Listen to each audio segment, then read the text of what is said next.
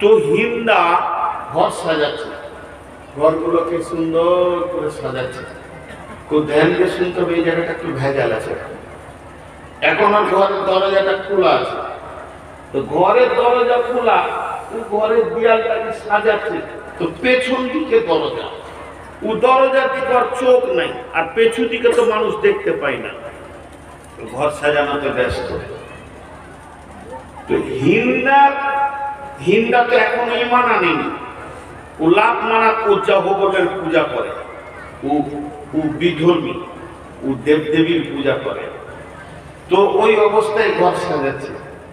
তো ওর স্বামী গেছে একটু হাটে, এই মোড়ের দিকে গেছে, আর ওর স্বামীর একটা বন্ধু সে এসেছে বন্ধুর খোঁজে, হিন্দার খোঁজে লাই, বন্ধুর বইয়ের খোঁজে লাই, বন্ধুর খোঁজে এসেছে।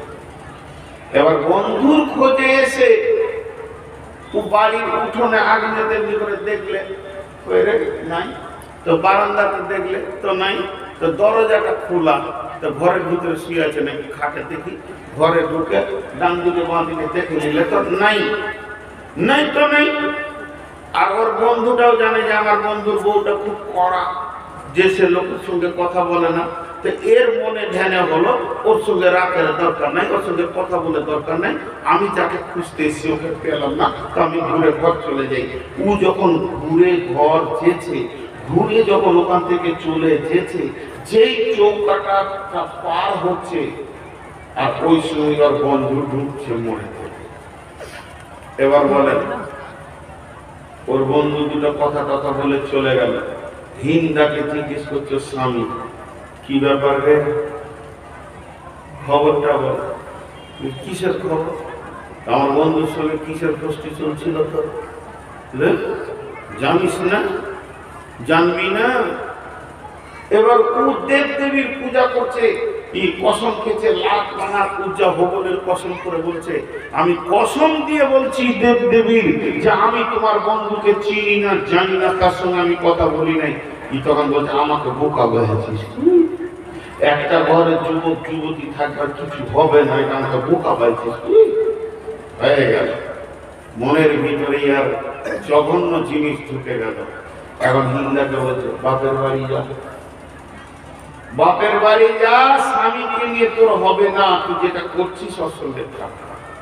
এবার এই কাঁদছে, আমি বেটি ছেলে, আমি তোমাকে ছেড়ে যাবো কেন, আমি তোমারই আছি। আমার কিসের আছিস তুই, একটা ঘরে দিয়ে অন্যজনকে থাকবি, আমি ঘরে থাকবো না। কিন্তু আসলে ঘটনাটা আমি উত্তাল হয়ে গেল, উত্তাল হয়ে গেল।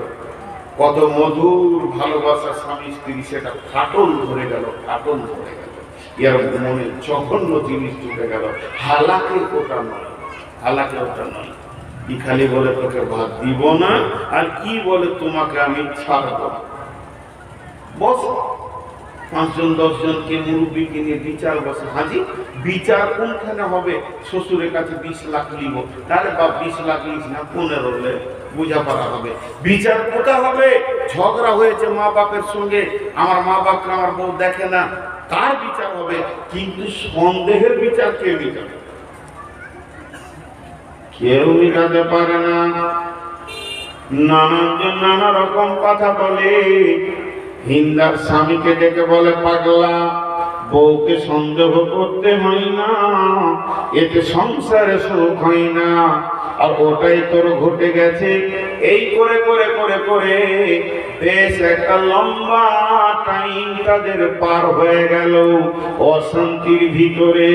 এমন সময় একটা মুরব্বী মানুষ এসে হিন্দার স্বামীকে বলছে, রে ভাই শোন, ওরে আমার দাদু ভাই, নানা ভাই, তুমি আমার কথাটা শোনো, এই দিকে চলে যাও, পাহাড় মরুভূমির রাস্তা ধরে যেতে যেতে একটা পাহাড় পাবে, পাহাড়ের গলিতে একটা রাস্তা পাবে, ওর ভিতরে তুমি চলে যাবে।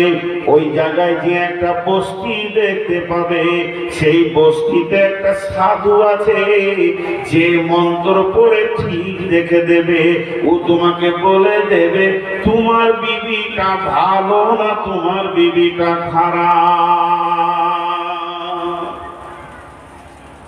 ইও তো বেঈমান, ই ওই জাদু মন্ত্র লাখ মানা পূজা মানে। তো বলছে ঠিকই কথা বলেছো না, অশান্তিটার কটা দিন কাটাবো, এইটা একটা রাস্তা বলেছো, যাবো, চলো। দুজনে চললো। সেই সাধুর কাছে গিয়ে যখন পৌঁছালো, সাধু বলছে ব্যাপার কি? তখন ওরা সব খুলে খুলে বললো এই ঘটনা। বলছে বসো। এবার ও দাগ টানছে, জাদু মন্ত্রে যা করতে হয় হাত চালাচ্ছে, বিনবিন বিনবিন বিনবিন বিনবিন করে একটা লম্বা টাইম ধরে।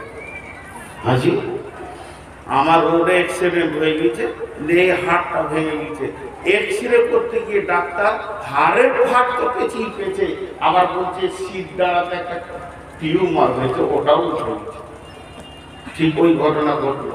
এমনি বিনবিন করে দেখতে দেখতে পর যখন ঠিক দেখা হয়ে গেল, তখন হিন্দার স্বামীকে বলছে, রে হিন্দার স্বামী, তুমি শোনো, তুমি খামকা তোমার বউকে সন্দেহ করছো। তোমার বউ হলো সতী, তোমার বউ সতী সাধ্বী, এর ব্যাপারে কোনো সন্দেহ নাই। তুমি তোমার বউকে সন্দেহ করো না, ওই সুন্দর মহিলা নিয়ে তুমি সংসার করো। তোমার বন্ধুর সঙ্গে তোমার বউয়ের কোনো ঘটনা ঘটেনি। দুজনে ঠিক করে হাসছে, যা সংসারটা জুড়লো। কিন্তু সাধু যদি এই পর্যন্ত বলে থেকে যেত, তাহলে আর ওদের বিয়েটা থেকে যেত, ভাঙতো না। সাধু আর একটা লম্বা কথা বলে দিলে তো পুরো তালাকি হয়ে যেত। ওই লম্বা কথাটা কি বললে জানেন? হিন্দা, ওই যে হাড়ের ফাটল ব্যক্তি যে টিউমার পেয়ে গেল, হিন্দা তোমাকে আমি একটা সুসংবাদ দিব রে বেটি। আমি যতক্ষণ পর্যন্ত হাত মারলাম ঠিক দেখলাম, কিন্তু তোমাকে একটা সুসংবাদ দিচ্ছি, শুনে নাও। তোমার পেটে একটা সন্তান আসবে, একটা বেটা ছেলে হবে। সেটা এত দামি বেটা ছেলে হবে রে হিন্দা, সারা পৃথিবীর মানুষ তাকে চিনবে, তার নামে রয়ে রয়ে রয়ে রয়ে বেঁচে যাবে। সে এত বড় বীরত্বের কাম করবে, যে বেটা ছেলেটা তোমার পেটে হবে।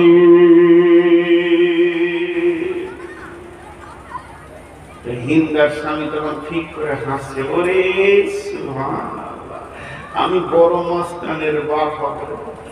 হিন্দা তখন বলছে তোমার ভাত খাবো না। এই কথাটা শুনে উল্টা বলছে, এবার পানি উজান গেছে। এতক্ষণ বলছিল তোমাকে ছাড়বো না, বলছিল ভাত দিব না, এখন বলছে তোমার ভাত খাবো না। তখন স্বামীটা ওকে রাগ করলো, কষ্ট দিলাম, সে মাফ করে ছাড়ো, তুমি বলতে খেলাম। রাগ করা করি কিছু নেই, কোনো মোটিভ মানাতে পারছে না। হিন্দার মা বাপ বলছে সুন্দর সংসার করে ভাঙিয়ে তোদেরকে বাড়ি লেখা ছেড়ে দেয়, আমি দেখে নিয়েছি। ওর শ্বশুর শাশুড়ি বলছে বৌমা বেটার উপরে রাগ করে গড়া সংসার ভাঙিয়ে না, বলে তোমাদের বেটার বউ দেখে লাভ, আমি এর অভাব আছে নাকি, ওর ভাত খাবে না। ওর স্বামী যখন ওকে চাপ দিয়ে ধরতে গেল, তখন বলছে শোনো, নিমের বীজে নিম হয়, আমের আঁঠিতে আম হয়, খেজুরের বীজে খেজুর হয়, নিমের বীজে আঙ্গুর হবে না, খেজুরের আঁটিতে আম হবে না। অতএব তোমার সঙ্গে সংসার করে দেখে নিলাম, তুমি দুর্বল, তোমার মনও দুর্বল। তোমার মতো দুর্বল পুরুষের বীজে কোনোদিন বীর যোদ্ধা জন্ম নিতে পারে না। বীর যদি বীরের মা হতে হয় আমাকে, তাহলে আমার কাছে বীরের বিছনের দরকার আছে। তোমার মতো দুর্বল কম বুদ্ধি পুরুষের কাছে আমি থাকবো না। এই বলে হিন্দা ওর স্বামীকে তালাক দিল। আর তালাক দেওয়ার পর রসুলের চাচা আবু সুফিয়ান হাড় কিপটে মালকে বিয়ে করলো। মক্কার মধ্যে হাড় কিপটে মাল আবু সুফিয়ান রসুলের চাচাকে বিয়ে করলো। হিন্দা রসুলের চাচি হয়ে গেল। যে রসুলের চাচার ঔরসে হিন্দার পেটে রসুলের চাচার পিছে এবং হিন্দার পেটে সারা বিশ্ব মাস্তান যেটা জন্ম নিল তারই নাম হচ্ছে ইমাম মাবিয়া রাদিয়াল্লাহু তাআলা আনহু। আর ইমাম মাবিয়ার বেটারই নাম হচ্ছে হযরতে ইয়াজিদ রাদিয়াল্লাহু তাআলা আনহু। ইমাম মাবিয়ার মা হলো হিন্দা। ইমাম মাবিয়ার মা চারটিখানি মাস্তানের মা বায়ু। তো এই হিন্দা যখন মক্কা ফাতেহ হলো রসুলের কাছে গিয়ে কালেমা পড়লেন, তওবা করলেন, কালেমা পড়লেন। রসুল তার গুনাহ মাফে মানে তার যে মুজরিম ছিল সেটা মাফ করে দিলেন, আল্লাহর কাছে মাফ চেয়ে দিলেন। এত বড় বেঈমান মেয়েটা হেদায়েত পেয়ে গেল। কিন্তু মাঝে একটা কথা বলেছি যেটা প্রসঙ্গের বাইরে, জি যেটা প্রসঙ্গের বাইরে, তাও বলে নিচ্ছি। সেটা কি? যে ওই যে হাত কিনতে বললাম কেন, মা বোনদেরকে একটা কথা বলে নি। এটা আমার প্রসঙ্গের বাইরে, 2 মিনিট পর আজকের বিষয়ের বাইরে কথা চলে এলো বলি বলছি, ভুলে যাবো না। আল্লাহ রাসূল বলছেন ও আনফিক আলা আয়ালিকা মিনাত তাওলিক, হে পুরুষের দল, তোমার যেমন ইনকাম আছে ওই রকম তুমি ছেলে মেয়ে বিবির পেছনে খরচা করো। এই কথাটা আল্লাহর নবী বললেন।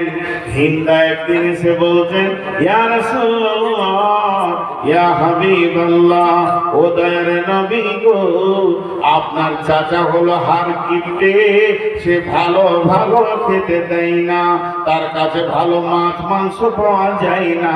আল্লাহর নবী বললেন ও আমার চাচি, হার কিপটেদেরকে বুঝিয়ে লাভ নাই, বরং আপনি যত পারবেন স্বামীর মালকে চুরি করে খাবেন, চুরি করে খাওয়াতে পড়তে কোনো গুনাহ হবে না।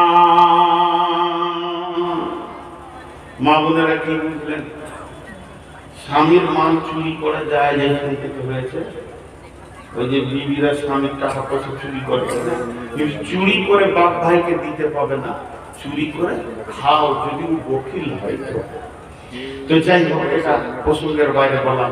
তো হিন্দা হেদায়েত পেয়ে গেল, ওয়াইসি হেদায়েত পেয়ে গেল। এর জন্য আমার আল্লাহ বলছেন ইন্নাকা লা তাহদি মান আহবাবতা ওয়ালাকিন্নাল্লাহা ইয়াহদি মান ইয়াশা। আমি যাকে চাইবো সে হেদায়েত পাবে, তুমি যাকে চাইবে সে হেদায়েত পাবে, এর কোনো মানে হতে পারে না। আপনাদের বিরক্ত লাগছে না? তো উঠাউঠি করছেন কেন? হ্যাঁ, ওই জন্যই বলি 12